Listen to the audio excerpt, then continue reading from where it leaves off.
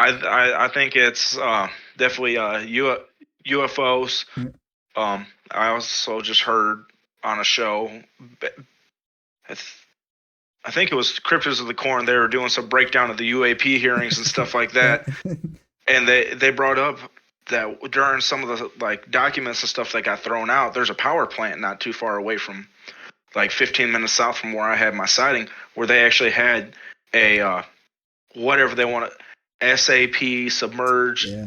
whatever something crashed on the power Yeah. plant site. Yeah. So there's something out there, and I'm not a big energy dude, but Chicago is just a straight shot. You got Gary at one of the points too. So there's just, if you want to get spiritual with it, there's a that whole little basin of the Great Lakes is pretty negative Oh as yeah. well. Yeah. So yeah, man, that's the thing too that I'm so sick of every time they want to downplay something, they'll change the name for it, right? Like I don't know if you try to put a hashtag UFO in YouTube, man, it won't, nothing shows up, right? Like yeah, it's like everything has to be hashtag like UAP.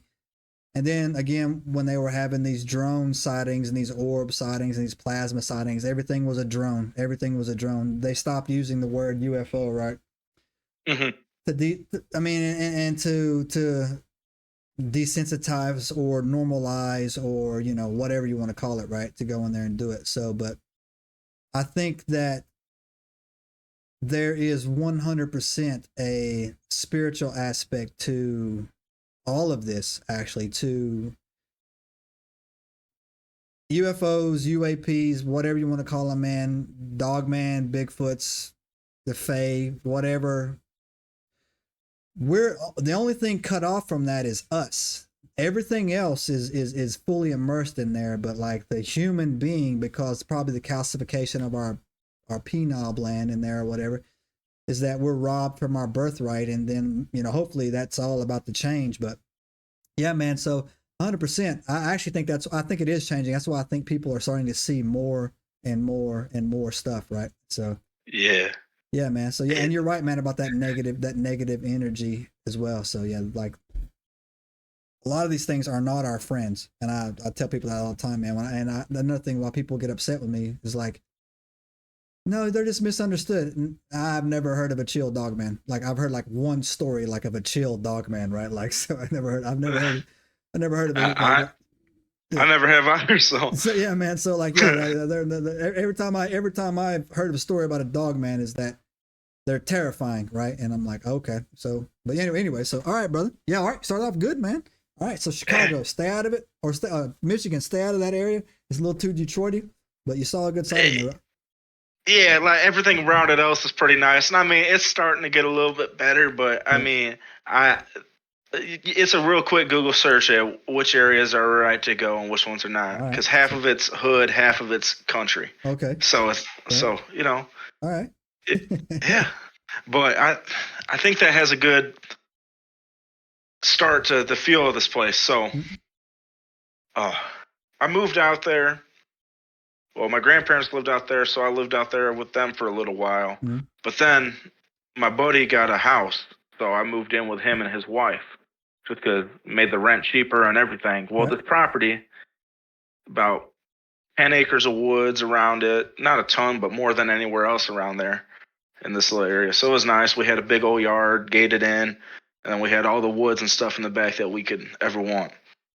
So we move in there, and it's pretty cool. They're there 3 weeks before I move in, and when I move, they have nothing happen to them. Then I move in, and I'm good for about a week or two. Well, at the time, uh, I was an electrician, and I had to work late some nights. So I'm out, I work late, then I go to my buddy's house, play some video games, stuff like that. So it's about 8, 9 o'clock at night. I'm coming home, and I get a call from my buddy that I'm living with, and he's like, "Hey Ryley, what the hell did you do to Barry?" And I'm like, "Who's Barry, first of all?" Yeah. Right. And I was like, "Second of all, why are you talking to me like that?" He's like, "It's my wife's stuffed bear that she's had since she was a baby." And I was like, "I don't know what you're talking about, but I'll be there in 5 minutes." So I get out of my car and I walk inside and I just feel this heaviness in the house, man. It's just bad. And he meets me at the door. It's like, all right, well, come check this out because this ain't right.